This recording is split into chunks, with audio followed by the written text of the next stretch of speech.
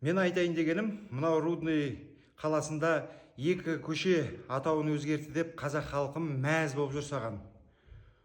Неге осындай деңгейге дейін жеттік? Бізде тарихи әділеттілік болу керек. Историческая справедливость дейді. Бізде кезінде Совет үкіметі біздің Қазақстанның жеріне кірген кезде, мынау қалаларды салған кезде атауын қалай қояйық деп сұраған жоқ.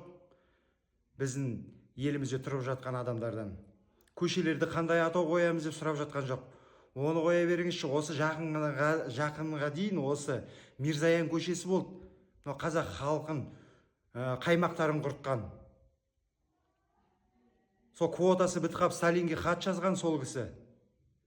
Тағы квота берші деп, халықты қыруға деген секілді.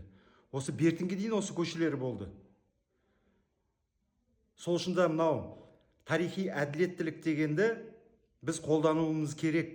Ешкімнен сұрамай-ақ мынандай жиналыстарымызды қоюымыз керек. Өйткені ондай жиналыстар жақсылыққа апармайды. Оның ішінде әрдайым арандатушы болады арасында. Арандатушы шығады да сондай небір сөйлездер айтады. Сосын біздің халқымыз бірін-бірімізге қарсы қойып қояды.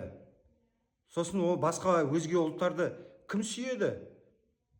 Ол әрине біз сүюге міндетті емеспіз. Бірақ бір Қазақстанда тұрғасын бәріміз бірін-бірімізбен сыйласып тұруымыз керек. Тату тәтті өмір сүру керек біз. Солай ғана біз дамимыз ғой.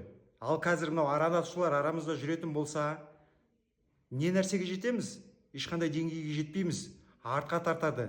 Басқалар соның үстінен қарап, управляй властью дейді, қарап отырады да өздерінің ақшаларын ұрлай береді, жей береді.